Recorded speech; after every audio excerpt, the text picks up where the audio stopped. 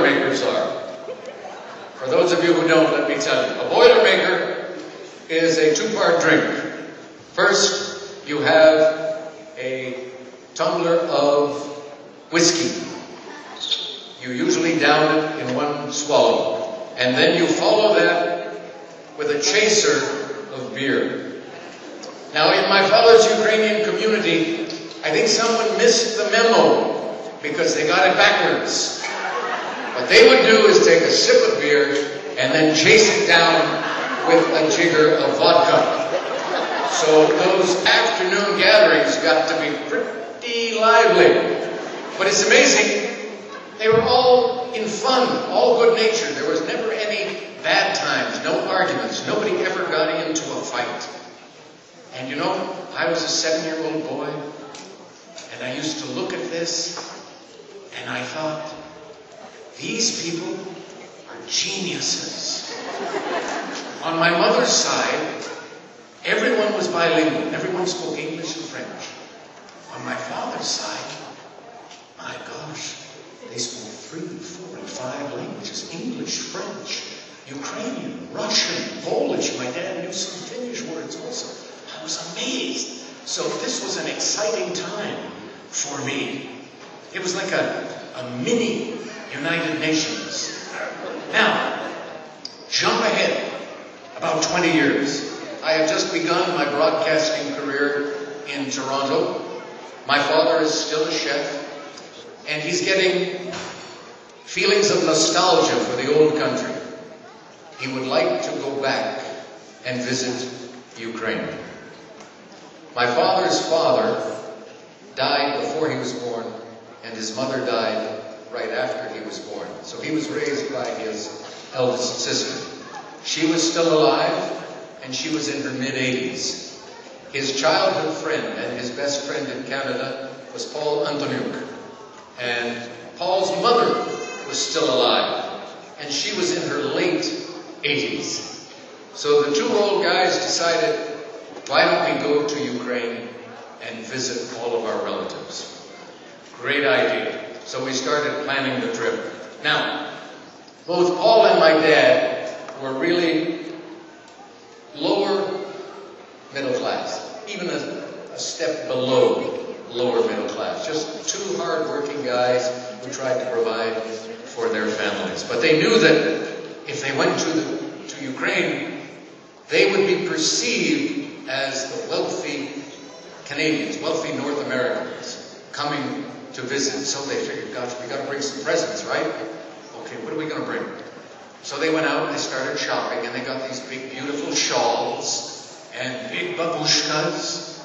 And a friend of mine who was in the international trade and had traveled behind the Iron Curtain told me, Alex, if you're wondering what's going to go over well, ballpoint pens.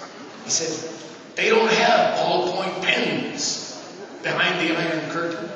And he manufactured them. So I said, good idea, easy to transport. So he gave me a handful of them, stuck them in my dad's suitcase, and we prepared for departure day. Now, I took Paul and my father to the airport. They checked their big bags, and they were carrying each a smaller suitcase on board. Now, in those days, before TSA and all the problems we have now, you could accompany people all the way to the gate, right? Some of you remember that? And this was the late 1960s. Mauve fashions were the rage. I was wearing a mauve suit, a narrow jacket, and just before I said goodbye to them, I looked over and I thought, oh my God. My dad never wore a suit, always wore a light-colored sport jacket, which never, ever coordinated with anything else that he was wearing. His best friend Paul had just bought a new suit for the trip, a purple suit, and he was wearing a green tie, and his little carry-on suitcase was held together with a rope. I looked at them and I said, oh my God, they look like two immigrants who have just spent 3 weeks on the boat coming over from the old country to America. But they were happy. They were smiling. They were going home for 2 weeks.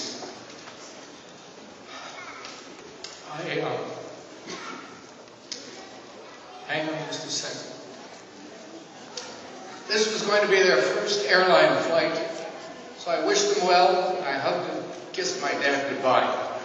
And the day before yesterday, for the first time in my life, I thought of something. And I said, you know, in my entire life with my father, and he died when I was 40, I never shook my father's hand. Not once. All of our greetings, all of our goodbyes, all of our special moments were exactly the same. Big hug and a kiss.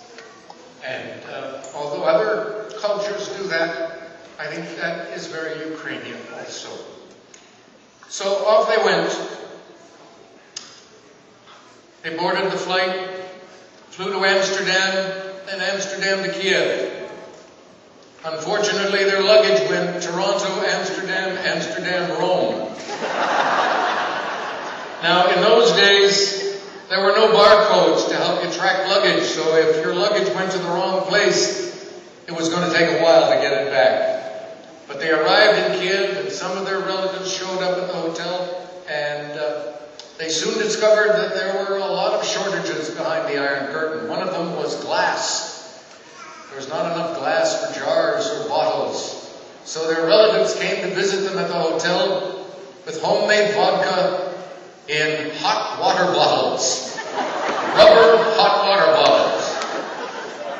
And one evening, my dad and Paul were sitting there reminiscing with my dad's older sister and Paul's mother.